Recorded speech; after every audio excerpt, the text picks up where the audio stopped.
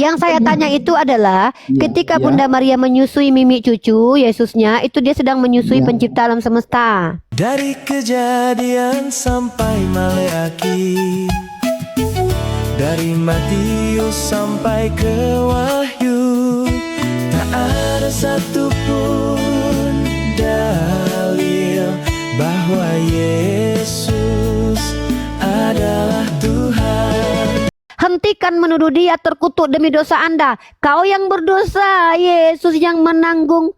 Sungguh kurang ajar, kau tak bertanggung jawab. Kalau Yesus itu tidak pernah menanggung dosa kalian. Kenapa? Dia bukan korban penebus salah. Dia adalah penyampai firman. Anda yang memperkosa janda kok dia pula yang menanggung derita. Mantap-mantap Anda yang menikmati, dia yang menderita. Kurang ajar banget kalian. Dulu. Udah. Oke Bu, oke Mbak, ada mau saya tanya lagi Mbak. Tanya aja Pak, tanya aja. Anda memang nggak bisa menanggapi. Saya pikir bisa, tapi nggak bisa ternyata. Tadi apa namanya pemandangan kita tentang itu bahwa Yesus itu bukan terkutuk, dia menebus dosa kita. Cuma pada saat itu dia menebus dosa dengan menjadi terkutuk. Dia menebus dosa dengan cara menjadi kutu.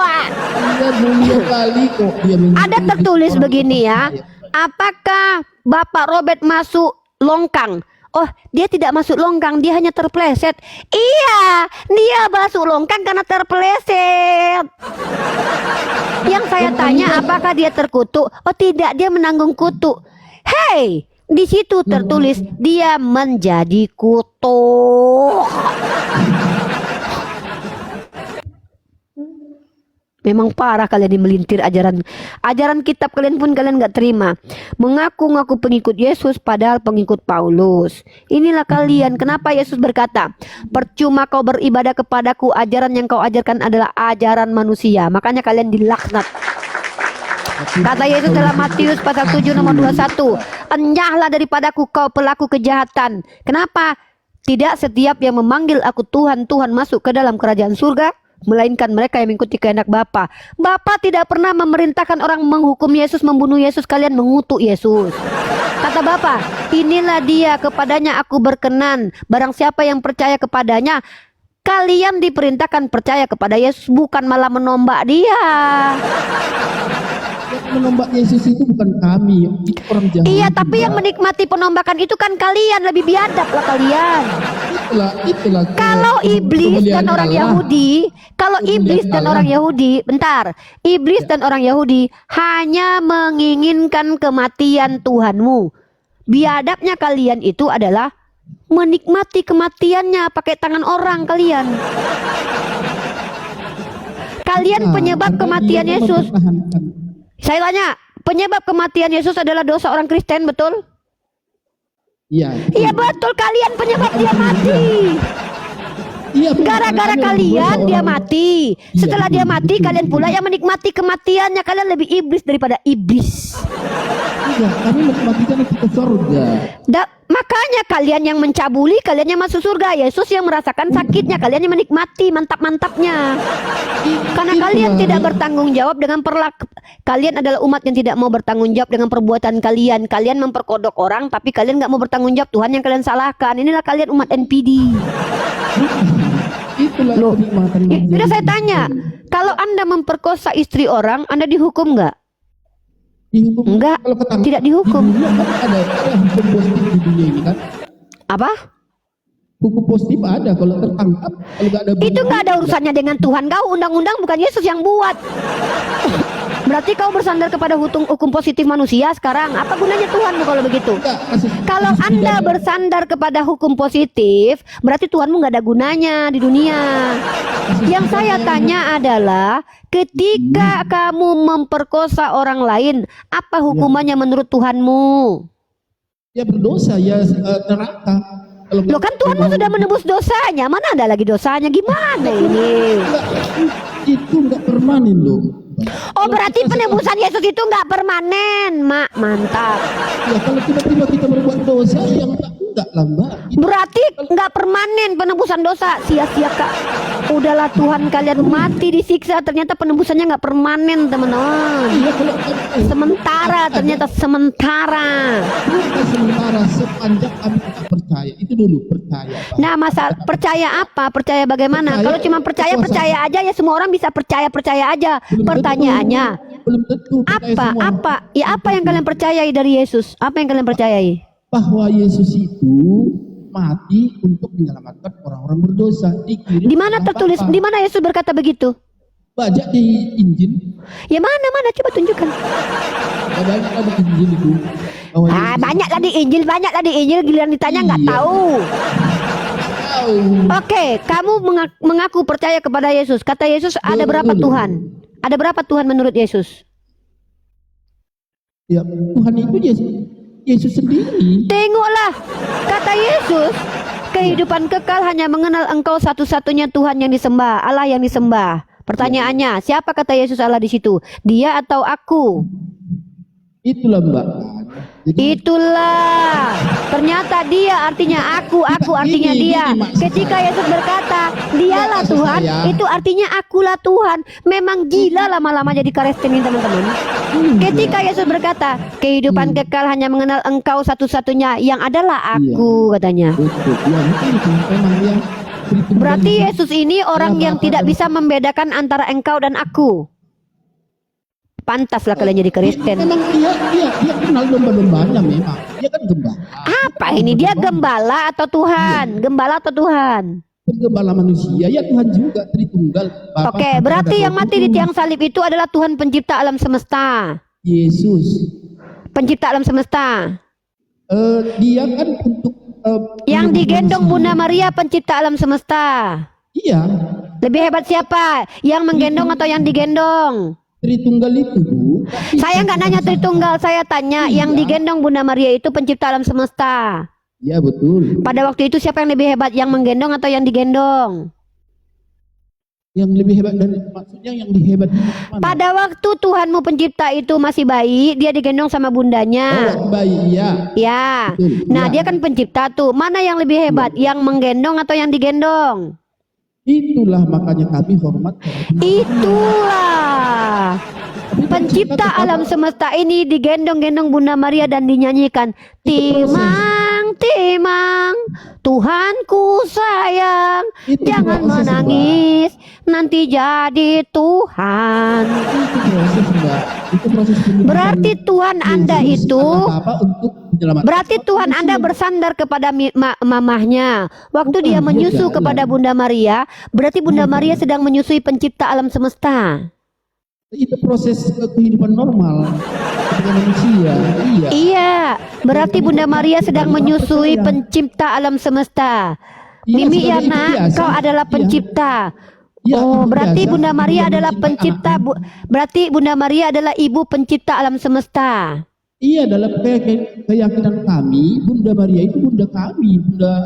Bukan bundamu, apa urusannya Bunda Maria denganmu? Nggak kenal juga Bunda Maria. Allah lah, Bunda Yesus. Oh, berarti Bunda Maria itu adalah Bunda, bunda loh, Mbak. Kami Katolik ya, itu bilang dia Bunda Korla juga apa? dipanggil Bunda, Bang, bukan berarti Bunda pencipta. Yang saya tanya itu adalah Ya, ketika ya. Bunda Maria menyusui Mimi cucu Yesusnya, itu dia sedang menyusui Ya. pencipta alam semesta. Iya, itu proses yang alamiah manusiawi supaya orang-orang percaya. Ketika Bunda Maria nyeboin bokongnya, Dengan berarti alam itu apa? Bunda Maria lagi nyeboin pantat Tuhan pencipta alam semesta. Bagaimana Mbak? Ketika dia lagi berak, mencret, yang menceboi kan Bunda Maria. Maka Bunda Betul. Maria sedang menceboi pantat pencipta alam semesta. Nah, pada waktu itu dia bisa ngapain waktu jadi bayi? Proses Iya, waktu bayi manusiawi Tuhanmu bisa itu ngapain? jadinya. Waktu bayi berarti Tuhanmu adalah Tuhan yang tidak bisa ngapa-ngapain, tapi dia pencipta. Itu proses manusiawi Berarti pencipta aja, alam Mbak. semesta pernah melalui proses nggak bisa ngapa-ngapain. Itu proses yang manusiawi agar Iya, manusia mengerti kita rencana bicara dari pencipta Allah alam kepada semesta. kita. Berarti Manusia. pencipta alam semestanya menurut umat Kristen itu pernah nggak bisa apa-apa. Yang namanya bayi kan balita lah namanya. Berarti Bisa. pencipta alam semestanya Kristen ini pernah jadi bayi. Di situ kita baru bisa menyampaikan Tritunggal, Mbak. Berarti pencipta alam semesta, pencipta planet Saturnus, pencipta planet Venus pernah nggak bisa ngapa-ngapain jadi bayi. Itu pura-pura atau beneran? Waktu dia jadi bayi itu dia pura-pura nggak bisa atau memang betul-betul nggak bisa? Itu dalam konteks Tritunggal, Mbak. Jadi Allah Iya, sudah menjadi waktu dia manusia nggak lewat bisa Yesus. apa-apa jadi Iya, waktu namanya Yesus bayi. itu jadi bayi nggak bisa apa-apa, itu betul-betul nggak bisa atau dia pura-pura nggak bisa? Bukan pura-pura. Yesus itu nggak. Memang betul-betul nggak bisa. Wah, berarti memang Namanya betul-betul bayi. nggak bisa. Kita bayi. Anak kita. Berarti Tuhannya Oten ini pernah nggak bisa apa-apa ya. Waktu itu kalau aku hidup dah aku Iya, benyek-benyek bayi. dia biar aku hebat ya. Waduh, ya. Jadi Tuhannya Oten ini pernah nggak bisa apa-apa teman-teman. Waktu bayi kanak-kanak dia. Iya Waktu bayi. iya Iya. Tuhan kalian adalah Tuhan yang pernah jadi bayi dan nggak bisa apa-apa, betul? Ya, namanya bayi. Ngapain bisa bayi? Itu biar disitulah. Iya, dari tadi kita sepakati Tuhannya orang Kristen pernah jadi bayi dan dia nggak bisa apa-apa. Pertanyaannya waktu dia nggak bisa apa-apa itu siapa yang mengurusi alam semesta? Lah Bapak. Oh, ada lagi waktu Tuhan bayi nggak bisa apa-apa, Tuhan Bapak yang ngurusin alam semesta, teman-teman. Betul. Ya. Berarti ada berapa Tuhanmu itu? Satu. Oh, satu teman-teman. Yang satu jadi bayi, yang satu lagi ngurus. Berarti tuannya cuma satu katanya. Ini aku bilang. Iya, Makan gorengan itu 3 enggak. tapi ngakunya bayarnya 1. Iya. Satu bersama dengan ya. Satu apa Yesus dengan Bapa? Ya satu dia satu kesatuan lah Allah Bapa Putra dan Roh. Waktu Yesus jadi bayi, Bapak ikut jadi bayi enggak? Tapi enggak lah kan dia Kok satu? Katanya satu kesatuan. jadi bayi. Aku bayi tahun 60. Ya berarti bayi. beda. Bapak sama Yesus sama-sama beda. Apanya yang sama? Ya beda. Kenapa beda? Orang Loh, biologis manusia. waktu Beda. Yesus jadi bayi, Bapak ikut-ikutan Iya. jadi bayi enggak? Saya tahun 62 bayi. Yesus itu bayi sekitar tahun 2000 Masehi, Mbak. Saya bukan bertanya Bapak, makanya jangan panggil Bapak kepada Tuhan. Saya bilang Bapak Tuhannya Yesus, kalian bilang Bapak diri kalian. Inilah lucunya Oh, kalau itu panggil Tuhan Bapak-Bapak, teman-teman ya. Karena Bapak-Bapak itu Bapak. banyak. Itu Ketika maksudnya Tuhannya pemahaman Yesus dengan itu Bapak. ketika Tuhanmu pencipta itu masih jadi bayi, Iya. maka yang mengurus alam semesta kan Bapaknya. Iya, Bapak. Putra. Nah, berarti ada berapa Bapak. Tuhanmu Allah itu? Bapak. Allah Ya ada Bapak. berapa Satu. Tuhanmu itu? Satu. Satu apa? Satu apa? Maksudnya satu kesatuan ini ketika Yesus jadi bayi, Bapak juga bayi. Satu. Ya sudah kalau begitu ketika Yesus jadi bayi, Bapak jadi bayi juga.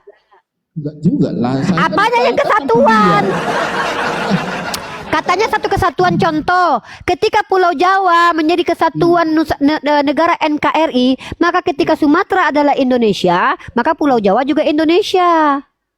Nah, katanya Yesus dan Bapak itu satu kesatuan. Ketika Yesus adalah bayi, Bapak jadi bayi enggak? Bapak tetap berkuasa sebagai Apanya Allah. kesatuan? Katanya kesatuan. Analogi satu kesatuan. Contoh nih, satu apa? Satu apa Pulau Jawa dengan Pulau Sumatera? Satu kesatuan dalam NKRI. Maka ketika Pulau Jawa adalah NKRI, Pulau Sumatera juga NKRI. Kalau Yesus dan Bapa kesatuan apa? Ketika Bapa itu adalah roh, apakah Yesus juga adalah roh? Itu yang mau saya sampaikan, Mbak. Jadi, Mbak, Aduh, Mak. jadi satu kesatuan itu Satu dinding, yang Moni. disebut Satu dinding. Tritunggal. Satu dinding dengan cicak. Tritunggal 3 Allah Bapa Putra dan Roh Kudus dengan satu. Jadi kita nggak bisa lepas. Kalau tiganya kita tidak bermasalah, Dek, Bang. Kok Adek. Kalau kita tiganya kita nggak bermasalah. Yang kita permasalahkan satunya satu apa? Tiganya itu kan masing-masing mereka punya. Aduh, Majang, saya tidak mempermasalahkan tiganya. Ngapain dijelaskan yang tiganya? Saya bertanya tentang satunya. Satunya apa? Satunya ini bermasalah. Satu apa dia? Kepercayaan Kristiani kami bahwa Bapa Putra dan Roh Kudus itu Satu apa? Tritunggal. Ya satu apa? Kesatuan. Katanya satu kesatuan. Ketika Yesus jadi bayi, Bapak ikut jadi bayi nggak? Katanya kesatuan. Apanya yang kesatuan? Yang bersatu apanya? Oke, yang bersatu apanya? Kalau Pulau Jawa dengan Pulau Sumatera, mereka bersatu di bawah naungan NKRI. Kalau Bapak dan Yesus bersatu dalam hal apa? Sehingga menjadi kesatuan. Ya dalam hal mencipta, dalam penebusan, dalam Itu memberi bukan Tuhan bersatu, itu gotong royong namanya. kami. Oh, enggak. Itu dalam pandangan kami itu satu kesatuan. Iya, Tidak. kalau satu kesatuan Satu itu dalam tiga, hal tetapi apa? tiga Ah, satu. iya dalam hal apa satu kesatuan? Kesatuan dalam hal apa? Allah Bapa itu Allah Bapa pencipta, Yesus juga pencipta. penebus dosa. Menciptanya barengan, dengar, menciptanya bersamaan, bareng-bareng menciptanya. Itu gotong royong namanya. Royong. Loh, kalau kamu sedang dengar, kalau kamu sedang menciptakan pisah, apa menciptakan gambar, kemudian ada lagi temanmu menciptakan juga sama-sama gambar. Itu gotong royong, bukan kesatuan. Royong. Jadi apa? Saya tanya, ketika Kesatuan, Bapa Mbak. menciptakan bumi, Yesus menciptakan apa? Jadi satu itu Mbak, tidak bisa kita pisah-pisahkan. Yang misahin Iya, siapa? memang Justru saya nanya. Saya sedang tidak memisahkan. Justru saya pengen tahu yang bersatu antara Bapa dan Yesus apanya? Bokongnya, punggungnya, atau apanya? Nggak dapat dari tadi. Saya tidak memisahkan. Apanya? karyanya satu, karyanya Apanya? satu. Tapi ada Karyanya ada satu. masing-masing. Karyanya satu. Oh, maksud Anda keilahiannya. Keilahiannya Oke. Oke. Kalau Bapa, apanya yang ilahi dari diri Bapa? Ya dia menciptakan langit, bumi dan segala isinya. Nah, kalau Bapa adalah ciptaannya yang ilahi, berarti bumi yang ilahi. Bumi. Makanya jawab yang betul yang ditanya. Yang ilahi itu Bapak itu yang ilahi apanya? Apanya yang ilahi dari Bapa? kekuasaannya. Oh, berarti kalian menyembah kekuasaan Bapa bukan Bapa. Oh, perbuatannya. Enggak, dia Berarti yang kalian sembah itu adalah perbuatan Bapa bukan Bapaknya. Kalau Bapaknya ilahi atau enggak? memang dia yang ilahi. Ya berarti Bapa dan perbuatannya ilahi. Gimana sih? Dia kan perbuatannya kan termasuk mencipta, menebus melalui Yesus. Iya, Makanya. saya lagi tidak tanya ngapain saja Bapak. Saya nggak tanya itu. Yang saya tanya apanya yang ilahi dari diri Bapak. Ya dia memang pencipta ilahi, dia bisa Ay Mak Jang, nggak ngerti arti ilahi nih. Apanya yang Tuhan? Yang Tuhan dari diri Bapak itu Dia apanya? menciptakan. Saya nggak nanya. Yang saya tanya itu adalah apanya yang Tuhan pada diri Bapak. Ya dia maha pencipta. Ay Mak Jang, yang namanya Tuhan itu memang maha pencipta, kita tahu Bu. Yang saya tanya pada diri Bapak yang Tuhan itu apanya? Seluruh tubuhnya, seluruh jiwanya, seluruh Tuhan itu dianya yang Tuhan atau penciptaannya apanya yang Tuhan? Ya dia pribadi. Pribadi apa-apa. berarti seluruh tentang Allah Bapa, roh yang melayang-layang itu adalah Tuhan. Oke? Nah, Ya, Allah Bapa. sekarang kalau dari diri Yesus apanya yang Tuhan? Itu keyakinan kami karena dari karya-karya Allah Bapa itu lahirlah Yesus. Kalau Kudus dari juga diri demikian. Bapa yang ilahi adalah Bapa itu sendiri. Kalau dari Yesus apanya yang ilahi? Ya sama dengan Allah Bapa sebetulnya. Oh, berarti seluruh tubuh Yesus ilahi. Berarti Ya. anusnya, bulunya, alat kelaminnya ilahi. Berarti Yesus punya kelamin ilahi. Di dalam keimanan tadi tidak seperti Mbak tadi sampai saat gua kecil ibu tebak itu enggak. Pak, Bapak nih ngomong apa sih, Ilahi Pak? dia. Kalau Yesus itu beda dengan Allah Bapa. Allah Bapa itu roh, maka yang ilahi adalah roh dan Allah Bapa itu dan dirinya sendiri. Yesus itu kan punya daging, punya alat vital, punya anus, punya lidah, punya gigi. Nah, apakah seluruh tubuh Yesus itu adalah ilahi? Ya dia enggak berbeda dengan apapun dengan Putra dengan Roh Kudus. Kalau kalian Dia satu bilang kesatuan. Bapa Iman dan kami. Yesus satu kesatuan, saya kan sudah bertanya, apanya yang bersatu, apanya yang kesatuan? Contoh, saya sudah kasih contoh nih. Pulau Jawa dengan Pulau Sumatera itu satu kesatuan di bawah naungan NKRI. Pulau Jawa dikatakan NKRI, Pulau Sumatera dikatakan NKRI, sama-sama Indonesia. Kalau Yesus dan Bapa, apanya yang satu kesatuan? Ilahinya. Saya tanya, apanya yang ilahi dari diri Bapa? Keseluruhan tentang Bapa itu ilahi. Kalau Yesus, apanya yang ilahi? Mbak kita enggak sedang belajar tentang tubuh. belajar Yesus itu tidak bisa dikatakan Bapa Yesus tanpa sebagai tubuhnya. sebagai Kalau Tuhan Yesus yang dengar, ilahi. kalau Yesus tanpa tangan, maka dia adalah Yesus Tuhan yang buntung. Ya, itu dia. Maka bisa dikatakan kita sedang Yesus yang membicarakan normal fisik. kalau loh, Yesus itu tanpa Kita fisik bisa dikatakan Yesus. Justru dia Inilah diberi nama dia. Yesus setelah dia punya dia diberi nama oleh Joseph dan Bunda Maria karena Iya, dia betul. itu punya fisik setelah dia dilahirkan. Berilah namanya Yesus. Yang kita diskusikan sekarang bukan tentang fisik. Tentang Saya bicara keilahian. tentang Yesus. Yang saya bicarakan tentang Yesus. Siapa Yesus? Manusia yang dituhankan Kristen punya tubuh fisik. Apa ini? Saya sedang membicarakan Yesus. Tidak pernah ada entitas firman bernama Yesus. Yesus itu adalah nama anak manusia dari perawan bernama Maria. Itu namanya Yesus. Maka manakah Yesus? Yesus itu adalah manusia yang berambut gondrong, berkulit, bernonot, dan beranus. Yaitu manusia. Itu Yesus, bukan roh. Karena tidak pernah ada roh bernama Yesus. Dia bernama Yesus karena dia sudah dilahirkan. Maka saya membahas dia, manusia yang dituhankan. Makanya saya tanya, apanya yang Tuhan dari diri Yesus? Kenapa? Dia punya alat vital, dia punya sperma, dia punya lubang anus. Apakah lubang anus dan alat vitalnya termasuk ilahi? Ya, kita nggak pernah membicarakan itu dari teologi. Kalau begitu, Yesus itu tidak semuanya Tuhan, separuh manusia berarti. Berarti ada bagian-bagian dari Yesus yang tidak Tuhan.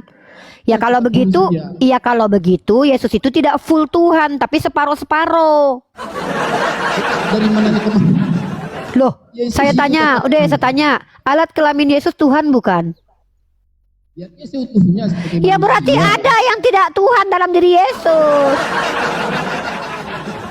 Keyakinan kami bahwa memandang Yesus. Ya udah saya tanya deh, gini aja deh. Seluruh tubuh Yesus itu adalah ilahi atau bukan? Ya, tentu sebagai Ya udah manusia. kalau begitu, berfungsi duburnya dengan Yesus dirinya. juga berarti duburnya Yesus juga ilahi. Ya sudah berarti ada dubur ilahi. Namanya- Berarti alat vital Yesus adalah ilahi. Berarti ada nonot kudus. Ini pun kan Ada Tuhan anus lain kudus. kakinya, Dengar deh, lain Bang. mulutnya, lain hidungnya. Dengar Bang, Kita- kalau anus Yesus itu termasuk ilahi, kalau alat vitalnya itu adalah ilahi, berarti ada anus kudus dan nonot kudus. Nggak apa-apa. kita nggak sedang belajar biologi.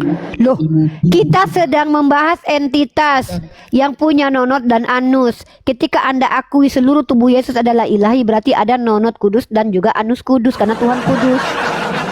Kok ketawa? Sebagai Loh. Kristus, kami memandangnya utuh. Loh, yang kita bahas ini Yesus mau nggak mau harus dibahas tentang seluruh tubuhnya. Kalau kalau kita hilangkan nonot dan anus Yesus, maka jadilah Yesus tanpa anus dan nonot. Mau kamu terima gitu? Kami mau.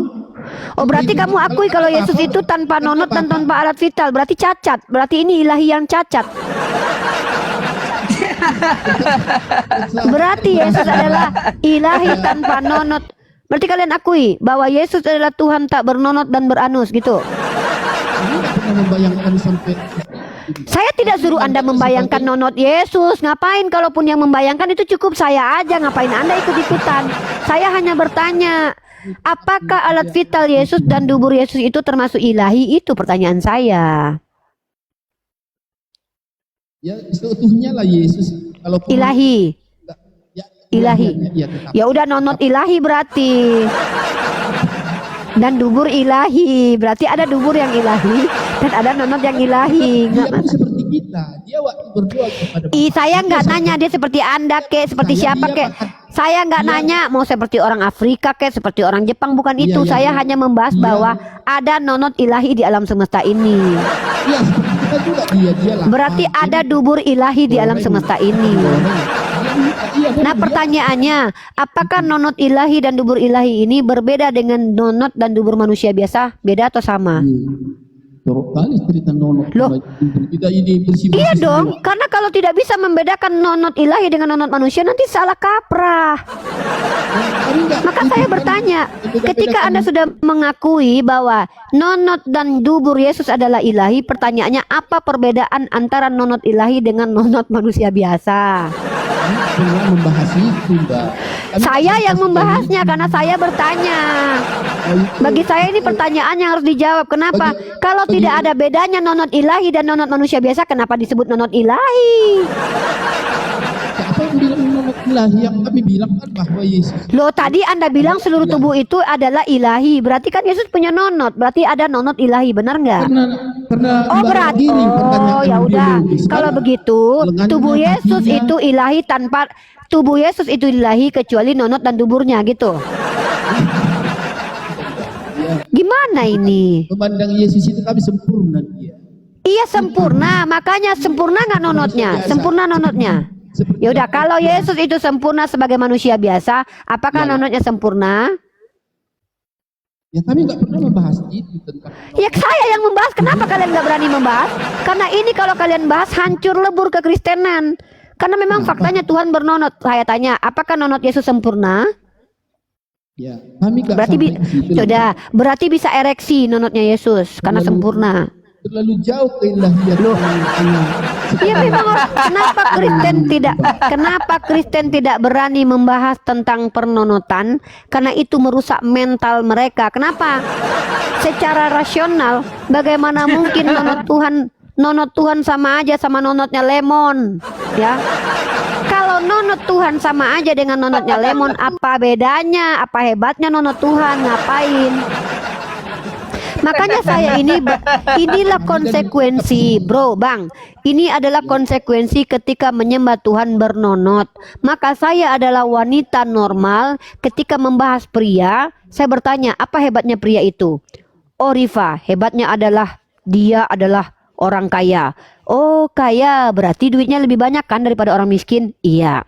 Ada lagi kehebatannya apa? Oh Rifa, dia adalah manusia yang ganteng. Oh berarti wajahnya lebih enak dilihat daripada yang jelek. Oke. Tapi kalau dikatakan, dan satu lagi nonotnya nonot ilahi, apa bedanya dengan nonot orang biasa? Kalau nggak ada bedanya ngapain dikatakan nonot ilahi? Kan gitu. Uni, tapi yang anehnya begini, Uni. Nggak ada juga di kitab suci tentang nonot. Kalau nonot saya itu udah Nonot pernah di setel. Kalau nonot Yesus nganggur. Ya, dengar ya. Dalam Bible Anda, nonot Tuhan itu dibahas. Dalam kitab Lukas, nonot Tuhan disunat hari ke-8. Jangan bilang nggak dibahas nonot Tuhan dalam kitab kalian. Itu bukan membahas itu. Loh, kok nggak dibahas? Kalau kesaksian Lukas bahwa nonot Tuhan, Kak. Nah, berarti memang dibahas kan kalau nonot Tuhan pernah dibahas itu bagian dari. Ini apa sih? Yang membahas nonot Tuhan itu saya. Kenapa? Bagi saya itu kalau ada wajah ilahi berarti berbeda dengan wajah manusiawi. Harus ada perbedaannya. Kalau tidak ada perbedaannya, kenapa dikatakan wajah ilahi? Kalau ada nonot ilahi, wajib ada perbedaannya dengan nonotnya si lemon. Perbedaan antara nonot ilahi Yesus dengan nonot lemon apa? Kalau nggak ada, udahlah jangan bilang nonot ilahi lagi. Sama aja pun sama si lemon kok. Maka apa bedanya? Itu sebagai tradisi Iya. Kalau nonot Yesus bersunat, nonot si lemon juga bersunat, nggak ada bedanya. Maka apa yang menjadi berbeda antara nonot Yesus sehingga layak dikatakan nonot ilahi? Apa bedanya?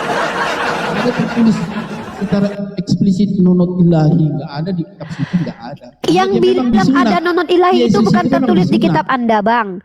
Yang mengatakan ada nonot ilahi itu adalah konsekuensi dari ucapan Anda bahwa tubuh Yesus tubuh ilahi. Anda jangan lupakan, di tubuh Yesus itu bukan cuma ada hidung, bokong, dubur, ada nonot. Jangan lupakan nonotnya. Iya, nonot. Nah, memang. Ya udah saya tanya, nonot Yesus itu nonot kudus nggak? Saya tanya. Semua bagian dirinya adalah kudus. Nah makanya apa bedanya nonot kudus dengan nonot yang tidak kudus? Bedanya apa? Mbak ini Mungkin bahas begini, psikolog Uni. aja. Mungkin Psikolog begini, aja. Uni. Mungkin anaknya Tuhannya ini masih pejaka, kayaknya belum di setel, masih nganggur kayaknya tuh Uni. nggak tahu lah kita. Yang penting kita tahu dulu. Kalau itu banyak juga. Nonton anak kecil juga perjaka. Kan begini. Kalau seandainya tidak ada bedanya Tuhanmu dengan manusia biasa, apa kepantasan dia dikatakan Tuhan? Nah, tadi Anda sudah mengatakan Yesus itu satu kesatuan dengan Bapa. Saya tanya, apakah ketika Yesus menjadi bayi, Bapa jadi bayi? Tidak. Berarti apanya yang satu? Ya, nggak tahu saya sampai sekarang kita nggak tahu apanya yang satu dari diri Yesus dan Bapa. Nah, terus Itu Anda yang masalah. bilang, Itu apanya saya yang jelaskan satu? sama Mbak, nggak terima Mbak bahwa Allah Bapa, Putra dan Roh Kudus itu satu kesatuan. Yang saya Tritunggal. tanya kesatuan apa yang saat bersatu tuh apanya yang bersatu? Itu keyakinan kami sebagai pengikut Kristus. Bro, kalau cuman omong-omong doang mah kita juga bisa kesatuan-kesatuan. Yang saya tanya itu yang kesatuan apanya yang bersatu, nonotnya kah? Apanya yang bersatu? Contoh nih. Riva satu kesatuan dengan suaminya. Karena kami pernah bersatu dalam selimut. Kami satu dalam misi, satu dalam kehidupan. Jelas. Yesus dan Bapa satu kesatuan dalam hal apa? Biji kayaknya Uni, satu biji. Tritunggal. Saya Itu yang- tanya, itu perbedaan. kalau Yesus bernonot, Bapa bernonot enggak? Bukan itu pada konteksnya. bukan Ya itu. sudah, saya hanya ingin tahu. Tapi Kalau bahwa jadi Bapa, kalau gitu Putra dan apa? Roh Kudus itu satu. Satu apa? Satu dalam penciptaan, satu pencipta, satu Maksudnya satu dalam penebus, satu pemimpin sama-sama rohani. diciptakan, sama-sama diciptakan Yesus dan Bapa. Bukan. Awalnya Sama-sama menciptakan, sama-sama menciptakan. Kalau Allah Bapa itu pencipta, Yesus itu penebus. Baru Roh Anjing, Kudus Berarti penebus. itu bukan satu dalam Kau penciptaan. tengah enggak, Mas? Kau tengah enggak? Dimi dulu Lemon.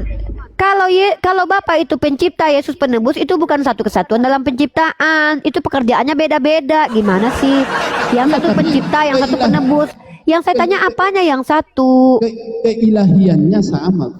Mbak. Oke, lahiannya sama. Nah, ketika Iya. Yesus berkata, aku tidak dapat berbuat apa-apa dari diriku sendiri. Pada waktu itu Bapa juga berkata tidak dapat berbuat apa-apa. Di mana disebutkan?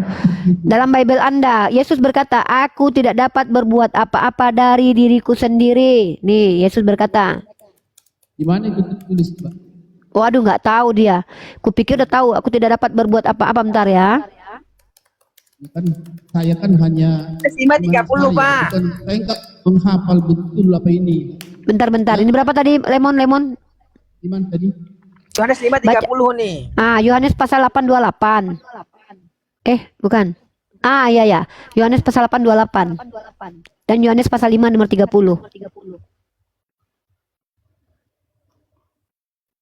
Katanya sama-sama berkuasa. Orang Yesus saja berkata, aku tidak dapat berbuat apa-apa dari dirinya sendiri kok. Katanya satu kesatuan sama Bapa. Kan ayat Sebenarnya berapa, Mbak? begini Uni, kalau begini kan Yohanes 10:30 kan kalau kita ganti, aku dan Cica adalah satu dinding. Nah, itu baru satu. Satu dinding kan? Tuhan di dinding, Cica juga di dinding. Baru. Iya, yang kita tanya ini satu apa? Ya, yang memang kita bertanya apanya. Yang satu, Yohanes pasal ke-8 nomor 28.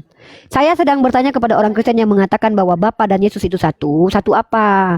Kalau pernyataan Yesus dia dan Bapa satu, saya sudah tahu penjelasannya dari Yesus satu, visi dan misi. Apa maksudnya? Bapa menginginkan umatnya Israel itu diselamatkan. Yesus juga begitu, satu misi dan visi, memberi keselamatan kepada umat pilihan, domba tersesat. Nah, itu yang Yesus katakan. Nah, tapi kata Kristen satunya beda. Makanya satu apa? Begitu loh pertanyaannya. Kalau satu perbuatan, satu kekuasaan beda. Karena Yesus berkata, aku tidak dapat berbuat apa-apa dari diriku sendiri. Ketika Yesus tidak dapat berbuat apa-apa dari diri sendiri, Bapa juga sama, tidak dapat berbuat apa-apa juga. Ya sebagai Allah Bapa kan satu dengan Yesus. Tapi ada hal-hal tertentu. Ya Allah, dari tadi diulang-ulang konteksnya terus loh, bahwa- satu-satu yang bahwa Bang, Yesus itu kita tidak sudah berbuat berulang kepada mendengarkan. Apa? Ya Mbak. Apa ini? Bang, tadi Anda bilang Yesus Ya. itu satu kesatuan dengan Bapa perkara penciptaan. Satu ya, satu dengan Bapa. Nah, ketika Bapa mencipta dari kemampuan diri sendiri, Yesus berkata, "Aku tidak dapat berbuat apa-apa dari diriku sendiri, apanya yang satu." Ya keilahiannya lah, Mbak. Ilahiannya. Tapi kan tadi keilahiannya adalah kemampuan penciptaan. Ketika Bapa berkata, pada mulanya aku menciptakan langit dan bumi. Nah, Yesus berkata, "Aku tidak dapat berbuat apa-apa." Sama atau tidak itu perbuatannya?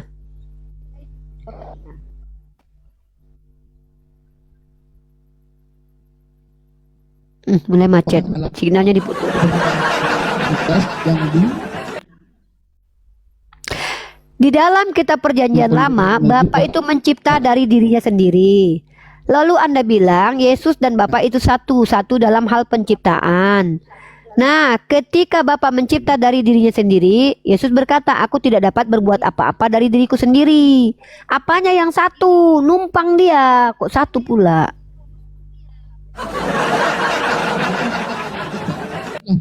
kita memang.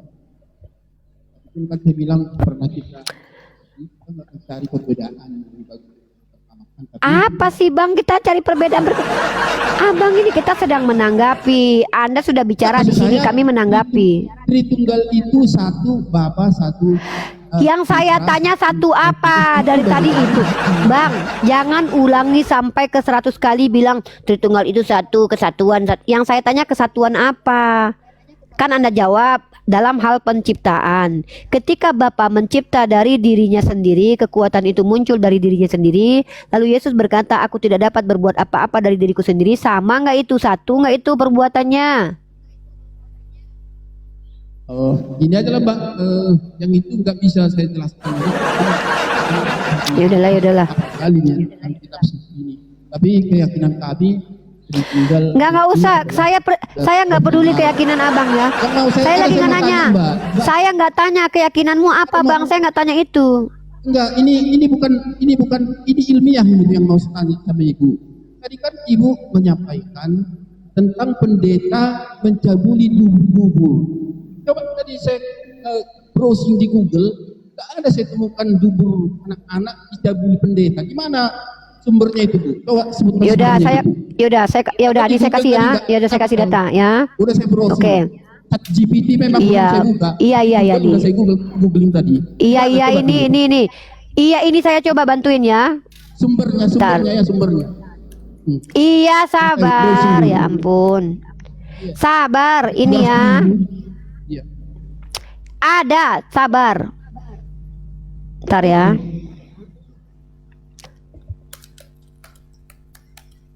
Punya ChatGPT nggak? Nih. Ya. Punya. Nih ya. Ya. Kita lihat di International Sindo News ya. Ini kita lihat teman-teman. Website langsung itu. Iya. Tapi biasanya di Google hal-hal. Nggak ada urusan saya dari VOA Indonesia. Ini saya tak kasih Anda 2 data ya. Nih.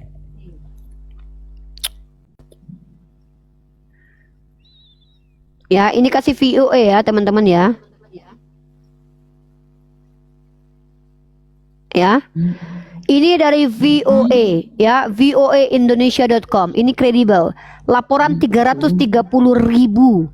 330.000 bukan 300, jangan dihilangkan nol ini ya.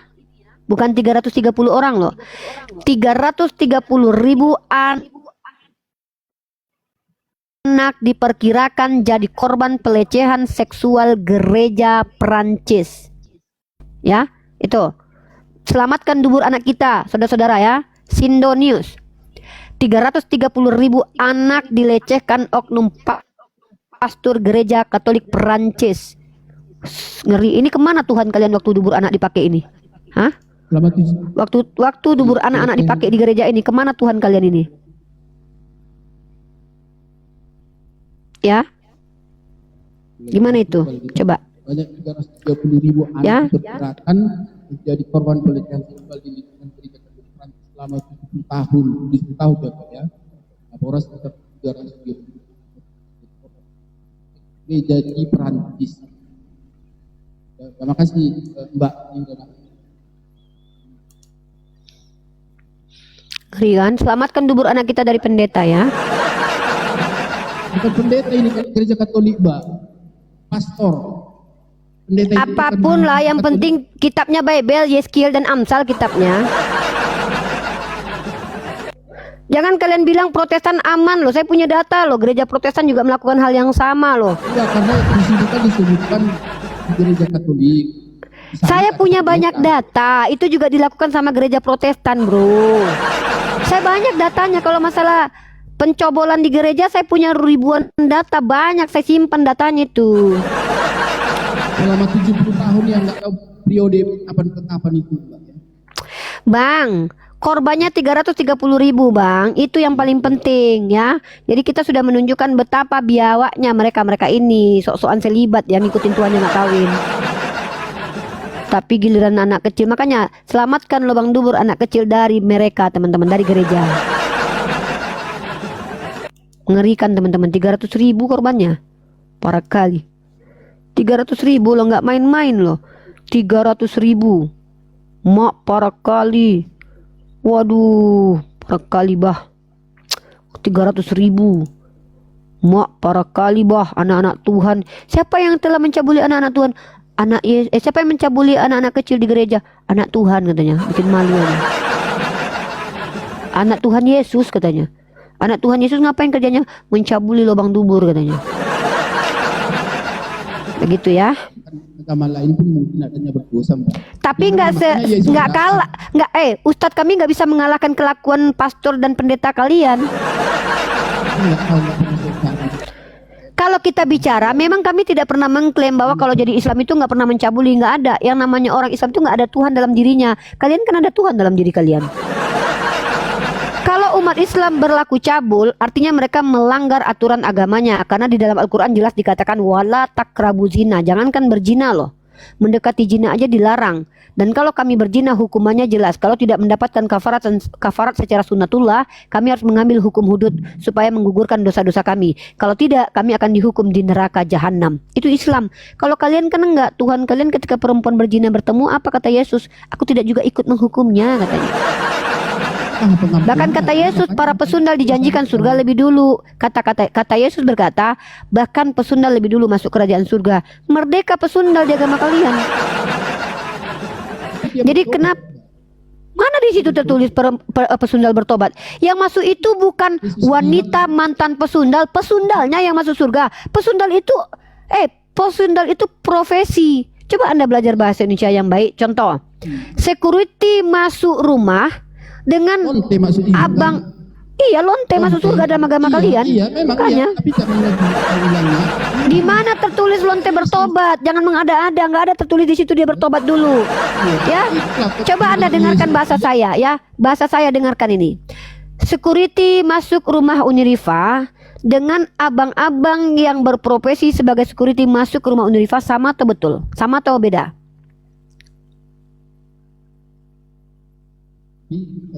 Beda. Kalau security masuk ke rumah Uniriva, maka yang masuk adalah orang yang sedang menjabat menjadi security. Tapi kalau abang-abang yang adalah security, belum tentu dia masuk sebagai security. Bisa jadi dia masuk sebagai orang yang sudah selesai bekerja jadi security. Belum tentu jadi security. Nah, yang masuk ke surga itu profesi, yaitu pesundal. Kecuali dikatakan mantan pesundal atau pesundal bertobat. Tapi kata Yesus yang lebih dulu masuk kerajaan surga adalah pesundal. Orang berdosa lah. Orang berdosa yang bertobat, Tuhan Mana tertulis kalau saya bilang pesundal? Di mana? Yesus datang untuk mentobatkan, itu bukan berarti tobat itu dia berhenti jadi penjahat, tidak. Tetapi Yesus mentobatkan itu maksudnya dalam Kristen adalah membenarkan perbuatan sundalnya itu. Perbuatan sundalnya itu jadi benar. Loh, oke, saya tanya, di mana Yesus menghukum perbuatan wanita berzina itu? Nggak ada dihukum. Artinya Yesus berdamai dengan perempuan sundal. Karena apa? Teman akrabnya aja pesundal, dia berdamai. Kan begitu. Para pendosa itu dibenarkan karena iman. Berarti kalian yang berdosa itu dibenarkan karena kalian beriman kepada Yesus, bukan karena kalian berbuat baik dibenarkan. tapi perbuatannya tetap Yaudah saya tanya, Kalau Anda menjadi Kristen hanya dengan percaya Yesus sebagai juru selamat, terampuni nggak dosa Anda semuanya? Sudah diampuni, tapi kami berusaha tidak mengulangi dosa-dosa. Iya, Kak. Kami tetap berdosa. Oke. Kalau Anda tetap berdosa, jadi nggak Ya, diampuni kalau dosa kami Anda? jatuh ke dalam dosa, ya berhitung lagi. Berarti nggak menjamin keselamatan kematian Yesus. Ngapain mati kalau begitu? Kalau memang ternyata, iya, saya kan bicara Kristen yang mengaku percaya ini. Saya nggak bicara orang lain. Ketika Yesus mati, darahnya menebus kamu yang berbuat dosa. Ya, Ketika kamu sudah menjadi Kristen, terus kamu berbuat dosa, jadi nggak ditebus? ya. Nggak Dosa jadi tetap ditebus. Saya tanya sekali lagi nih ya. Ketika Yesus mati di tiang salib, kamu percaya kalau dia itu menebus dosamu toh? Menebus orang yang berdosa. Ya, betul. Kamu kan orang berdosa, ditebus sama Yesus. Iya. Ketika kamu sudah menjadi Kristen, terus kamu berbuat dosa, jadi nggak ditebus? Jadi gini. Jadi gini, yang ditanya jadi nggak ditebus, Bang. Yang ditanya itu jadi nggak ditebus, bukan jadi gini. Sedangkan saya lahir pada Saya tanya, ketika Yesus menebus dosamu, kamu itu kan percaya Yesus karena kamu orang berdosa, maka dosamu ditebus. Ketika kamu sudah jadi Kristen terus berbuat dosa, jadi nggak kamu ditebus? kalau orang yang percaya, dia akan berupaya menghilangkan melawan Yang dosa. saya tanya, mana ada orang Kristen yang tidak berdosa? Memang ada orang Kristen yang... Oke, saya tanya, ada nggak orang Kristen yang tidak pernah berbuat dosa lagi setelah jadi Kristen? Kalau tetap berdosa, ya dihukum. Tapi Yang saya tanya itu, apakah... yang saya tanya, apakah ada tertulis kalau kau jadi Kristen maka kau tidak pernah berbuat dosa lagi? Ada tertulis begitu? Apakah Yesus menjamin kalau orang Kristen itu tidak berbuat dosa lagi? Tuhan itu sangat demokratis. Dia membiarkan memilih. Yang saya tanya adalah, ketika Yesus mati di tiang salib untuk menebus orang Kristen, apakah Yesus menjamin bahwa orang Kristen tidak pernah berbuat dosa lagi? Nggak ada sampai sejauh itu. Nggak ada berarti. Maka saya tanya, kalau ada orang Kristen yang sudah ditebus lalu berbuat dosa, jadi nggak ditebus? Penebusan itu tetap berlaku. Jadi nggak ditebus? Kalau berdosa lagi, ya, hukuman lagi. Dihukum. Kalau gitu Tuhan kalian ngapain mati nebus dosa? Sebelumnya dan sesudahnya juga. Di mana Yesus pernah mengatakan pembuat dosa itu dihukum di dunia? Di mana itu? Buktinya Yesus kita dihukum. di mana? Di dunia nanti. Oh, jadi nggak Ada- masuk surga Kristen kalau berbuat dosa? Ya udah, kalau gitu ngapain lah Tuhan kalian mati? Kenapa? Kalau ternyata setelah jadi Kristen tetap masuk neraka, apa hebatnya jadi Kristen? Kalau berdosa, ya, dosa tetap kami lawan. Dosa tetap diperhitungkan. Dosa kami lawan apa? Ini yang saya tanya, kalau kalian berdosa. Walaupun Kristen kalau berdosa kerjanya, enggak Tuhan. Ya sudah, kalau gitu gagal penebusan dosa, kalian tetap masuk neraka walaupun Kristen. Loh, ketika kalian jadi Kristen ternyata kalian tidak dijamin selamat. Karena apa? Berdosa tetap masuk neraka.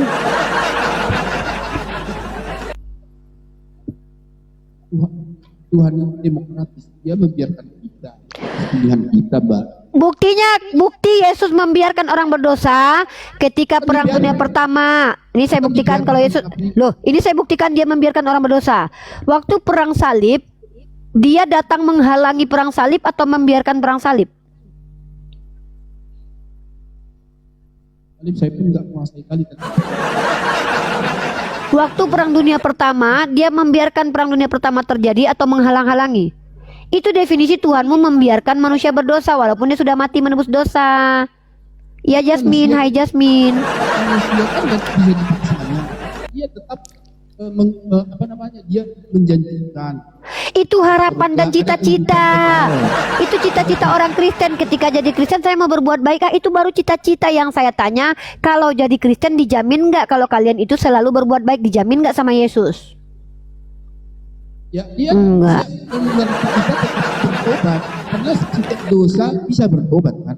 Ya kalau gitu, kalau setiap dosa bisa bertobat, ngapain dia mati kalau bisa bertobat? Simple banget.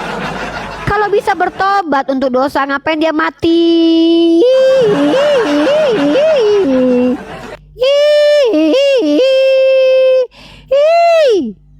Ngapain dia mati? mati. Kalau bisa bertobat, bertobat aja lah.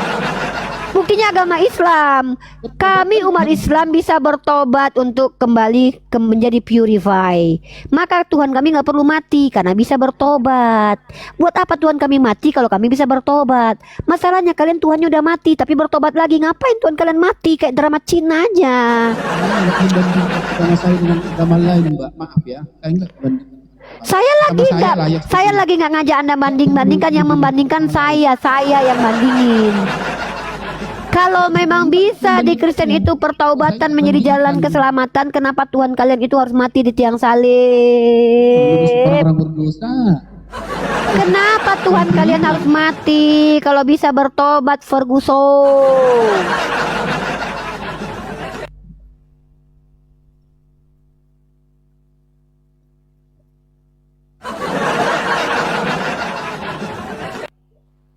Inilah orang-orang NPD, mengaku-ngaku selamat dari kejahatannya sendiri. Dia yang mencoli, dia yang mengintip janda mandi, dia yang nonton bokep, dia yang menikmati mantap-mantap, Tuhannya yang bertanggung jawab. Kenapa? Ciri-ciri orang NPD adalah ketika dia berbuat salah, dia salahkan semua orang, dia nggak mau disalahkan. Maka ketika dia, saya lagi ngomong sama penonton, ketika orang Kristen mengklaim bahwa dosa mereka sudah ditebus, sama saja mereka sedang mengatakan, tenang Ferguson, kami kalau habis nonton bokep, Tuhan kami yang menanggung akibatnya, bukan kami. Tenang Ferguson, kalau kami mencabuli anak orang, kami nggak perlu bertanggung jawab karena Tuhan kami yang ditombak.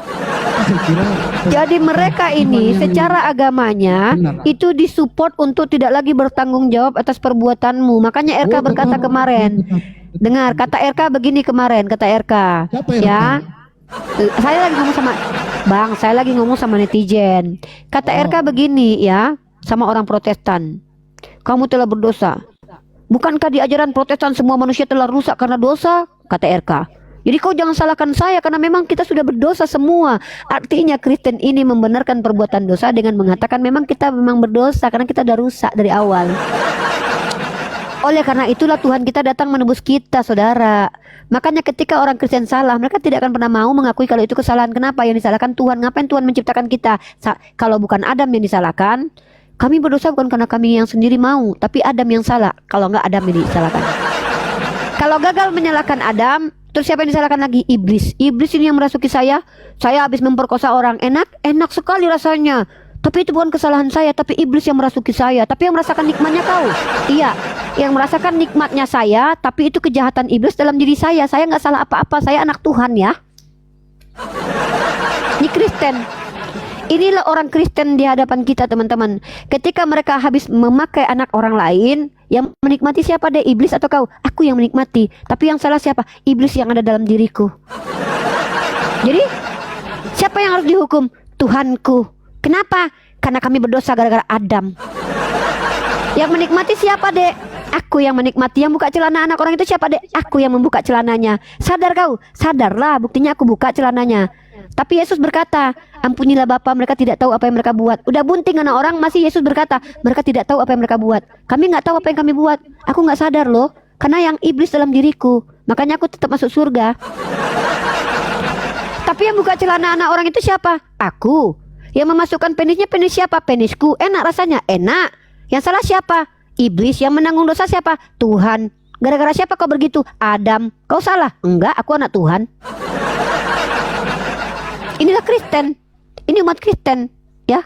Jadi orang Kristen itu ketika mereka menikmati mantap-mantap milik orang lain, mereka nggak salah.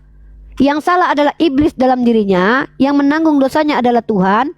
Karena mereka bisa dikuasai iblis karena Adam. Jadi mereka nggak salah. Makanya mereka tetap masuk surga dan bergelar anak Tuhan. Jadi gini.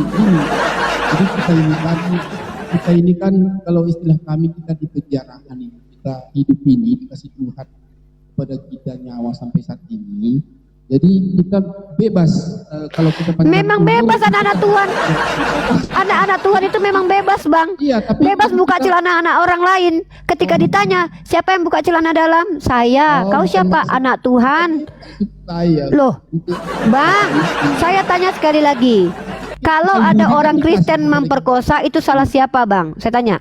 Kalau ada orang Kristen memperkosa, salah siapa? Salah diri sendiri. Oke. Yang dihukum siapa, Bang? Ya dia sendiri atas dosa dia. Di mana tertulis orang Kristen dihukum atas dosa-dosanya? Kalau gitu ngapain Tuhan kalian mati menebus dosa?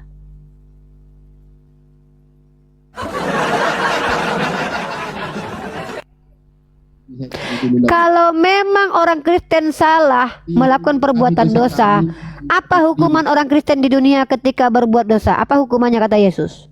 Banyak. Apa? Apa kalau kita banyak dosa? Ya bisa apa aja hukumannya? Kata Yesus apa kok? Contoh kalau di Islam, mencuri potong tangan, berzina, dirajam sampai mati. Kalau Yesus, ya udah kalau gitu apa hukumannya? Apa hukumannya? Ada penghukuman akhir nanti. Nanti itu hayalan dan cita-cita, Bos. Hayalan aja. Aduh, ku pikir inilah ku bilang anak-anak Yesus ini ketika mereka membuka celana dalam orang lain, hei Oten, ya, siapa yang buka celana dalam orang? Aku. Siapa kau? Anak Tuhan dong. Pasti selamat. Pastilah aku masuk surga. Tapi kau kan habis buka celana dalam anak orang, tetap aku masuk surga. Kenapa? Karena Tuhanku telah menebusnya. Terus kenapa kau bisa buka celana dalam anak orang ini? Karena iblis telah merasuki aku. Makanya bapak mamaku harus berdoa, ampunilah dia tidak tahu apa yang dia buat. Berarti kau nggak tahu dalam pandangan Yesus. Tapi kau menikmatilah enak pun. Buktinya aku 3 kali tambah. Nah terus yang salah siapa? Kok bisa kau begini? Gara-gara Adam. Kau salah. Ya salah sih, tapi aku udah ditebus karena kan aku anak Tuhan. Kau salah, tapi aku dibenarkan karena iman. Maksudnya apa? Kesalahan kau dibenarkan Tuhan. Iya, dibenarkan karena iman. Karena aku telah beriman, maka kesalahanku telah menjadi benar. Di Kristen. Ya, bahkan kita kan iman kita ini pun kan masih. Udah Bapak kecil suaranya Pak, nggak tahu aku. Kita tanya Don Wori ini dulu. Siapa? Don Wori, gimana menurutmu Don Wori? Ketika orang Kristen berbuat maksiat, itu yang salah siapa? Baik, jawabannya ada dalam ayat Alkitab itu sendiri ya, yaitu dalam Roma 2 ayat yang ke-6. Sebentar, Don Wori ini siapa? Dikenalkan dulu. Kristen, dia buka kameramu Don Wori. Buka kameramu, buka kamera Anda Pak Don Wori. Kristen dia. Kristen dia. Katolik atau Advent atau apa? Perkenalkan dulu. Nih. Ya. Tapi kalau saya on cam ya, Ya. penggunaan bandwidth saya itu kan agak cukup besar, jadi bisa nanti mengakibatkan delay gitu. Kalau gitu nggak apa-apa. Tapi udah kenal lah ya, saya ini Oh dia Kristen. udah. Yang penting sudah Nama buka Bapak kamera apa? dulu. Kristen apa Bapak? Ya, Udah. Kristen apa Bapak? saya Kristen sejati bang, Kristen sejati. Enggak Katolik Mak, atau Protestan atau Advent? mak Kristen sejati lagi. Oh, Perlu juga. Protestan. Oh, iya. Oke, lanjut Pak. Silakan. Ya. Jadi jawaban atas pertanyaan Mbak Ripa itu tadi kan Ya, jadi ada gimana dalam- kalau ada orang Kristen? Ya. Ya pertanyaannya diulangi bro. Coba diulangi Jawabannya- pertanyaannya. Apa pertanyaan saya? Kalau ada orang Kristen yang melakukan kejahatan, contoh Berbuat melakukan dosa, perkaos, maka siapa kan? yang salah? Ya, Ya maka siapa yang salah di situ? ya. Sudah pastilah pelakunya. Nah, maka yang dihukum siapa seharusnya?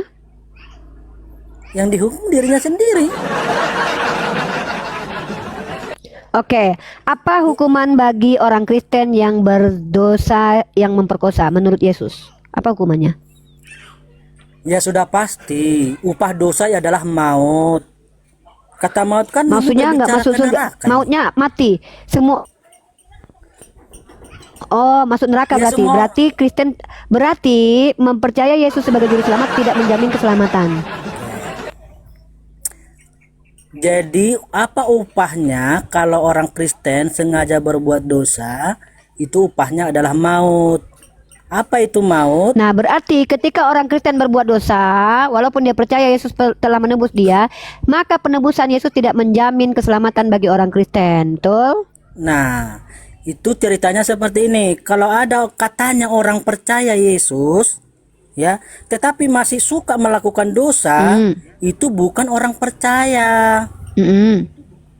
Ada ayatnya Oke, lo mengatakan seperti tunjukkan ini. satu orang Kristen. Oke, nggak apa-apa. Saya anggap aja lah, emang betul ya. Kalau seandainya orang percaya kepada Yesus, maka mereka menjamin dirinya tidak berdosa. Tunjukkan satu orang Kristen yang tidak pernah berdosa seumur hidup sejak dia menjadi Kristen. Ada namanya? Baik. Sebutkan satu nama aja. Satu nama orang Kristen setelah jadi Kristen tidak lagi pernah berbuat dosa. Iya. Namanya siapa?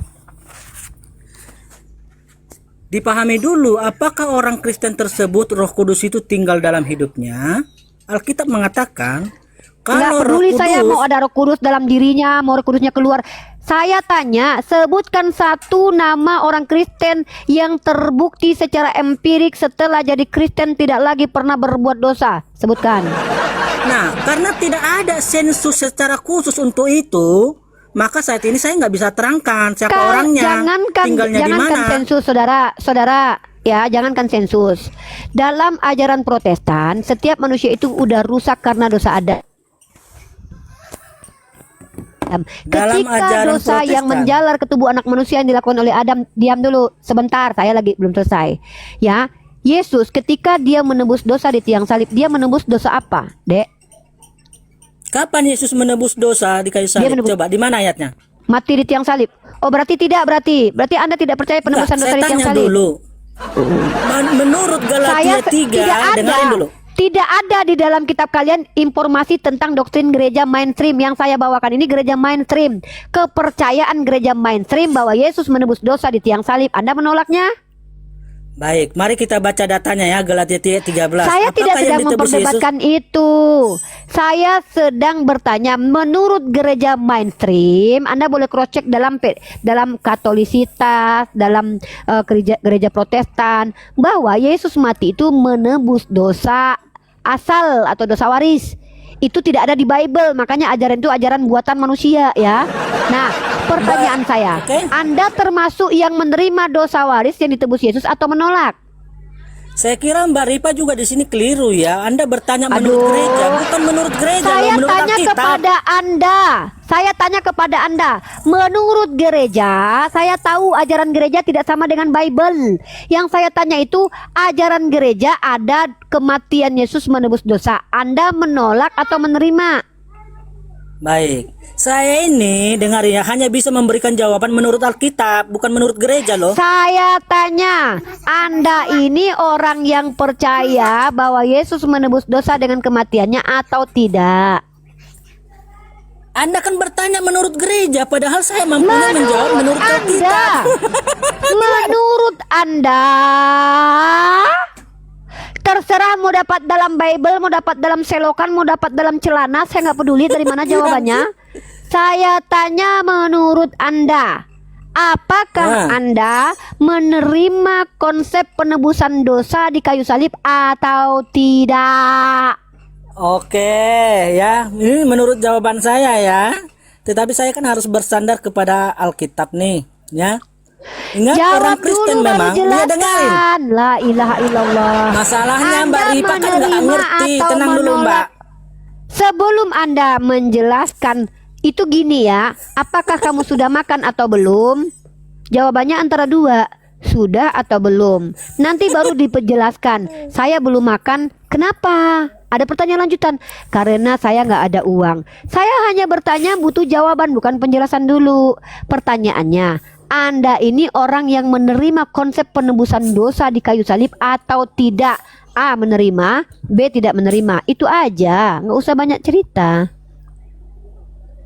Ya masalahnya kamu nggak paham apa itu konsep penebusan dosa. Gimana saya mau Konsep jawab? penebusan dosa menurut penebusan gereja dosa pun kamu nggak artinya paham. adalah Yesus mati menebus dosa waris atau dosa asal yang dilakukan oleh Adam. Sehingga barang siapa yang percaya kepada Yesus dengan tertumpahnya darah itu akan dibenarkan dan masuk surga karena iman. Jangan kau pikir aku nggak paham, aku belajar weh. Sekarang ku tanya, Enggak, kamu kau keliru menolak itu, tenang. konsep. Saya lagi nggak butuh penjelasan kau tentang konsep penebusan dosa. Yang saya tanya, kau menolak tidak konsep gereja mainstream atau arus utama atau menerima? Kalau kamu Ripa nggak butuh Susah penjelasan kali. apa arti menebus Nanti kau dosa. jelaskan setelah kau menjawab dulu. Kau terima atau tidak? Sulit kali menjawab. Tidak bisa kamu pahami jawaban saya karena Saya dasarnya kamu tanya nggak kau paham. terima atau tidak konsep penebusan dosa di tiang salib? Nggak boleh asal menjawab, Mbak Ripa. Kau terima nggak konsep penebusan dosa? Ya kamu Sulit. paham sih apa itu konsep penebusan dosa? Yaudah, kau Paham nggak? jelaskan apa? Saya tanya, apapun penjelasan tentang konsep penebusan dosa, kau mengimani nggak ada konsep penebusan dosa di tiang salib? Iya, jadi konsep penebusan dosa saya jelaskan dulu ya. Sebentar dulu, kau menerima ya. Berarti kau orang yang percaya bahwa Yesus itu melakukan penebusan dosa di tiang salib karena kau menerima. Nah, apa yang kau Kalau bilang dengar tidak dulu Mbak tadi? Ripa, ingat ya. Jangan buat Apa yang saya kau bilang tertawa tadi? ya. Dengarin. Tadi Ingat. kau bilang saya tidak. Mana dalil Yesus menebus dosa di tiang salib? Artinya kau mempertanyakan konsep penebusan dosa di tiang salib. Maka saya tanya kepada kau, kau termasuk percaya tidak ada konsep penebusan dosa di tiang salib? Kau bilang tadi Makanya, percaya. Mbak Ripa, Lalu kita ngapain baca kau dulu tanya ya. sama aku? Ya, Hah? kita baca Galatia Apa 13 ini ya. orang nih? Ya, kita baca. Jangan takut baca Alkitab ya. Ya. Kau takut? Kenapa takut Ya baca udah, Bible? tenang. Iya, iya. Kita Tapi kau baca. jawab dulu. Kau termasuk yang percaya ya? Nah, sudah selesai. Nah, sekarang kau jelaskan apa yang dimaksud dengan konsep penebusan dosa. Gitu diskusi itu loh. Nah, saya jelaskan dulu. Jadi, kalau kita berbicara penebusan dosa, kita harus paham dulu apa sebenarnya yang dimaksud penebusan dosa. Kalau langsung saya jawab, yang Ya ada dalam kau pikiran lah Mbak Ripa ini jelaskan, kan. Rep. Kok malah Makanya. curhat kau. Apa yang dimaksud konsep penebusan dosa? Jelaskan. Dari tadi saya minta kamu nggak mau. Ya, Kan sekarang aku dengarin suruh ini. kau jelaskan. Silakan dijelaskan. Para kalian Iya. anak dewa ini. Jadi, ungkapan Yesus menebus dosa itu berarti Yesus mati ya untuk menebus manusia dari dosa. Jadi yang ditebus Yesus itu, dengarin dulu, Pikir apalah penjelasan Dengarin konsep dulu. penebusan dosa? Ternyata konsep penebusan dosa adalah Yesus mati untuk menebus dosa. Nggak perlu kau jelaskan, ayam pun tahu itu. Mana ada Pikir aku penjelasan bilang kau mati dari dosa. berbeda. Berarti apa yang kau bilang barusan itu? Apa yang kau bilang Makanya barusan? dengarin saya. Kau di sini Mbak Karis- Ripa, jangan menang vokal dong. Nggak boleh. Nggak perlu menang vokal aku ini. Silakan kau. Ya udah, kau makanya diberi diam dulu, kesempatan. diam. Silakan. Apa yang maksud dengan Dengar konsep ya, penebusan ingat. dosa? Kita ini didengar lebih dari 2.000 orang. Nggak usah, Nggak orang boleh kita tahu. terlampau Ngapain kau selalu cerewet. bicara sesuatu yang orang udah tahu? Kau yang terlalu cerewet. Orang tahu 2.200, orang semua bukan gila kayak kau. Kau yang nggak tahu bedakan 1 dengan 3. Yang ditanya Kok tadi itu malam? apa yang dimaksud dengan konsep penebusan dosa? Silakan jelaskan. Iya. Oke. Mbak Ripa, Jadi kalau mau jawaban cerdas dengarin dulu saya. Jangan dipotong. Diam dulu Idoso ya. Ini orang Kristen ini sok paten gayanya. Kita dengar dulu apa yang dimaksud dengan konsep penebusan Saya memang dosa. paten. Nggak Siapa usah ada NPD. pertanyaanmu yang Udah tidak bisa jelaskan, saya jelaskan. jawab. Apa yang dimaksud dengan konsep penebusan dosa? Dari tadi nggak kau jawab loh. Oke, maksud frasa Yesus menebus dosa ini jangan dipahami secara harfiah ya. Itu maksudnya Yesus mati di kayu salib menggantikan orang berdosa agar memperoleh hidup yang kekal. Ya. Tadi ku bilang begitu, kau bilang salah. Berarti Yesus mati untuk menebus dosa kau. Kamu Apa pula tahu yang nggak? Teman-teman, Pemahamannya, dengarkan dengarin. teman-teman ya. Kupikir teman-teman diam dulu Donuri. Kupikir tadi ada konsep yang berbeda antara kau dengan gereja-gereja lain. Di gereja-gereja lain dikatakan bahwa kematian Yesus di tiang salib itu menggantikan orang Kristen yang banyak dosanya ini karena Yesus itu menebus kutu hukum Torah. Itu Galatia pasal 3:13. Kupikir ada penjelasan yang berbeda, ternyata sama aja. Terus apa yang kau bilang? Kenapa kau tanya sama aku? Mana dia dalilnya Yesus menebus dosa? Ngapain kau tanya sama aku? Kau kan naik ke sini kan bertanya sama aku, mana dalilnya Yesus menebus dosa? Terus kau sendiri percaya dan kau menjelaskan hal yang sama. Terus ngapain kau tanya sama aku tadi, hantu? Inilah aku bilang orang Kristen ini beleng-beleng. Ya Beleng-beleng tenanglah, kau. santai ya. Yaudah, Jangan sekarang aku marah-marah tanya. ya. Ketika kau memperkosa ibumu, siapa yang harus dihukum? Kau atau Tuhan kau? Ya sudah pasti. Sebentar, ini kenapa? Ya sudah pasti saya dong. Nah, di mana Yesus berkata akan menghukum orang yang memperkosa di dunia? Baik, ya. Baca ya Roma 2 Baca. ayat 6. Hmm. Apa itu? Pernah baca Alkitab enggak? Ya kau bacalah, banyak kali lah cerita kau ini loh. Nampak kali Ya botolnya bilang dia. dong. Saya kan sedang bertanya, kamu pernah baca Alkitab? Kau katanya paten, kau katanya ngerti, kok kau pula bertanya? Kau yang mau menjelaskan, kau pula nanya sama aku, bilang kau minta tolong sama aku. Ku pikir kau mau Maksud menjelaskan, saya di kau mau situ. bertanya. Hei, Mbak Rifa kan Bible-mu itu jangan bukan selalu mau kitabku. disuapin. Yang kutanya adalah di mana Yesus berkata pejina-pejina akan dihukum di dunia. Kalau memang dihukum, ngapain Tuhan kau menebus dosa, kan gitu? Itu kan balik lagi menembus dosa. Ya udah, dosa siapa yang ditebus Tuhan kau?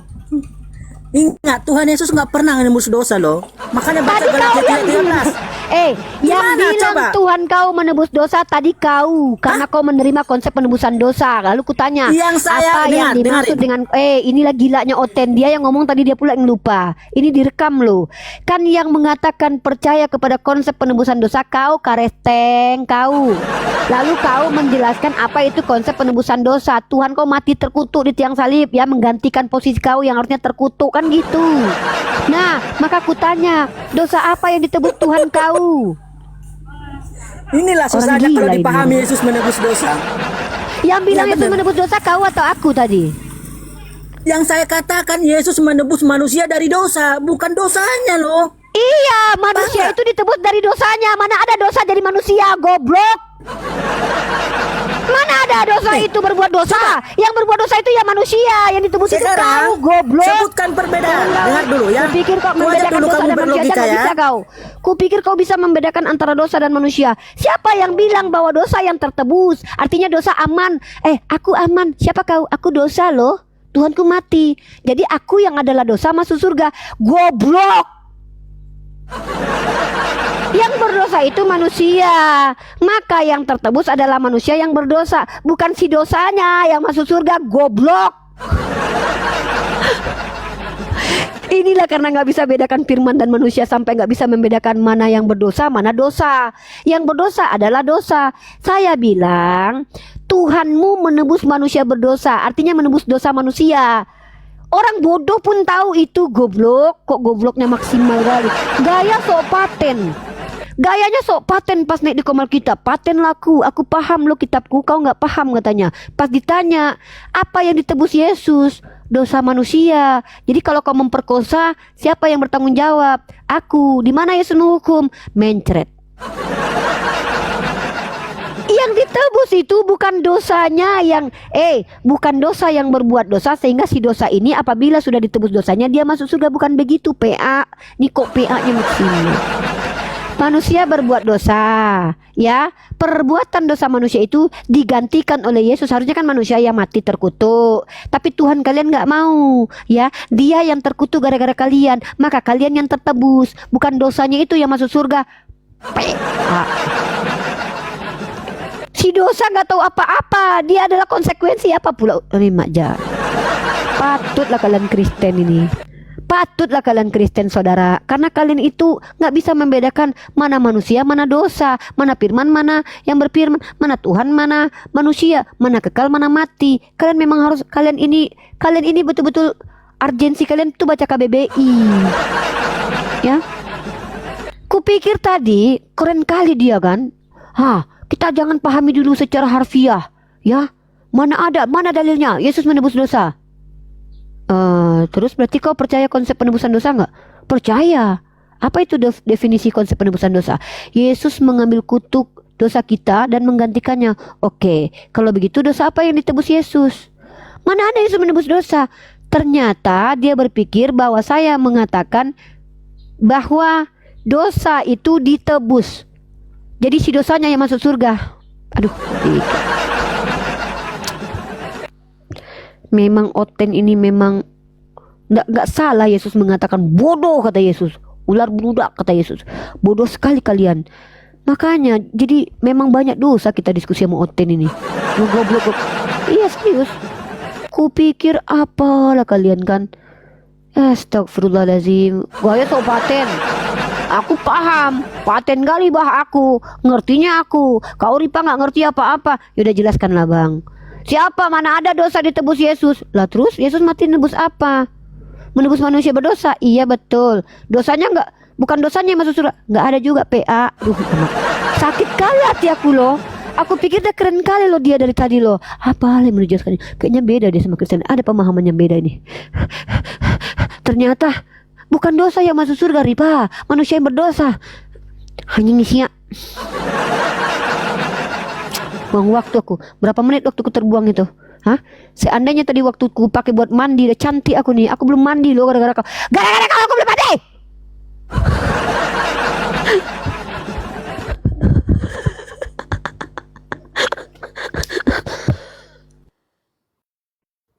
Gara-gara kau aku nggak mandi loh.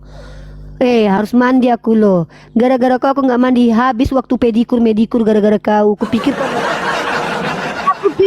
oh, ada ini penjelasan mantap ini. Kayaknya lain ini nih. Kristen ini beda nih. Ku tinggalkanlah permandianku gara-gara aku pengen mendengarkan ini. Aku paten kali katanya. Oh iya paten ini abang ini ya. Kayaknya keren kali. Coba abang jelaskan. Yesus itu menebus anjing ya. Memang Oten ini merusak peradaban ya. Umutku yang lagi bagus-bagusnya dirusak sama Oten. Aku yang lagi santun-santunnya dirusak. Emang biawak kalian ini merusak peradaban. Bisa gak kalian mati cepat? Matilah cepat lah. Bisa kalian mati cepat. Soalnya kalian kan udah ditebus masuk surga kan. Kalian matilah kalian serius. Mati aja lah. Ya. Gara-gara kalian aku gak mandi loh. Halo Abe. Bisa gak kalian jangan merusak peradaban dan moodku? Tolonglah makanku belum, mandiku belum, mendengarkan ocehan kalian yang berbelatung. Ya, belum di sini belum ya. Silakan Abe.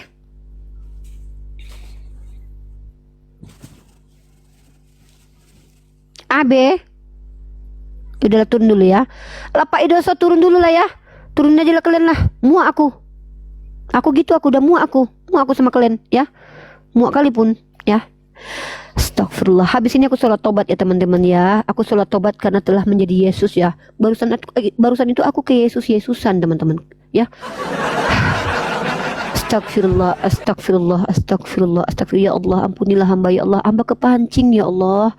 Goblok banget mereka ya Allah. Ampun ya Allah. Ya Allah, hamba hanya niat mengajak mereka berpikir, mengajak mereka merenung, mengajak mereka itu jujur terhadap keyakinan. Tapi gara-gara mereka hamba mengatakan mereka goblok. Ya Allah, ampuni kata-kata kasar ini ya Allah. Hamba tahu engkau tidak menyukainya. Hamba terpancing ya Allah. Nanti hamba gak lagi mau ngomong sama yang goblok ya Allah. Astagfirullahaladzim ya Allah. Ampun dosa ya Allah. Nanti hamba sholat tobat ya Allah. Ampuni dosa hamba. Hamba menyesal ya Allah. Memang Oten ini toksit buat peradaban teman-teman. Memang toksit Oten ini. Aku yang wanita baik-baik jadi berkata goblok kataku. Gara-gara itu aku jadi ya. Aku menyesali perbuatanku barusan karena itu tidak islami sekali. Tapi yang kita ketemuin sama memang goblok teman-teman. Ampunilah kami ya Allah. Karena kami tertawa melihat kegoblokan mereka ya Allah. Mereka ciptaanmu tapi mereka bangga dengan kegoblokannya ya Allah. Ampun kami. Ya ilahi Rabb, hamba percaya kepada Quran surah Al-Baqarah, firman-Mu ayat ke-6 bahwa mereka tidak akan beriman karena mereka itu mengingkari ya Allah. Mereka berdamai dengan kebodohannya ya Allah. Ampuni kami ya Allah karena kejahilan mereka. Kami terpancing ya Allah, ikut-ikutan jahil ya Allah. Ya Allah, hamba ikutan jahil. Nanti hamba sholat tobat ya Allah. Habis sholat tobat, habis itu ya Allah hamba banyak. Ya Allah, setelah hamba sholat tobat, insya Allah hamba sholat hajat meminta jodoh ya Allah. Jangan goblok kayak Oten ya Allah. Jangan jadikan anak-anak kami bodoh seperti Oten ya Allah. Jangan dapatkan kami suami seperti Oten ya Allah. Ampuni dari sifat kami kalau kami ke Oten-Otenan ya Allah. Bersihkan kami dari sifat-sifat Oten ya Allah. Ampuni dosa kami ya Allah. Amin ya rabbal alamin ya Allah. Malu hamba kepadamu ya Allah. Hamba malu ya Allah, niatnya berdakwah menyebarkan agama Islam ya Allah, tapi malah ke Oten-Otenan ya Allah. Habisnya mereka goblok banget, kepancing ya Allah. PA-nya minta ampun mereka itu ya Allah. PA-nya maksimal ya Allah. Kami pikir kera lebih bodoh ya Allah. Ternyata kera pun bisa membedakan mana pisang, mana berlian. Tapi Oten gak bisa bedakan mana dosa, mana yang berdosa. La ilaha illallah. Sedih abdi teh kumaha sia. Astagfirullahaladzim ya Allah. Makasih yang sudah bantu gift-nya ya. Setidaknya menghilangkan kegundahan saya karena sudah keoten-otenan hari ini ya. Bang Surya makasih ya telah mengobati hati saya ya. Saya sedih karena saya udah ngata-ngatain orang. Saya itu bukan Islami sekali. Makasih yang udah memberikan gift-nya ya. Setidaknya telah menenangkan saya dari kegalauan hati saya karena sudah berbuat dosa barusan ngata-ngatain oten goblok. Tapi memang faktanya gitu, gimana coba. Memang gitu. Memang begitu, mau diapain.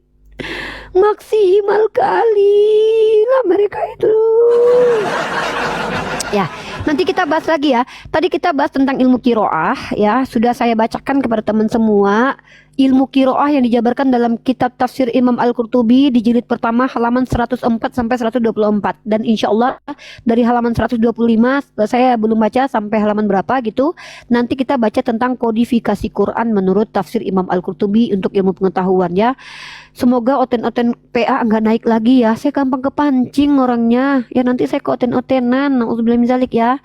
Makasih Bang Surya. Baik, teman-teman yang di YouTube, saya minta maaf ketika kami berdiskusi dengan Oten. Terkadang kami tidak bisa mengendalikan diri karena kami manusia biasa, teman-teman. Cobalah teman-teman. Masa sudah seperti itu kami tidak bereaksi? Kan inilah kelemahan kami. Maka Islam selalu mengajarkan la taqdab walakal jannah. Janganlah marah, surga bagimu. Artinya kami tidak boleh marah.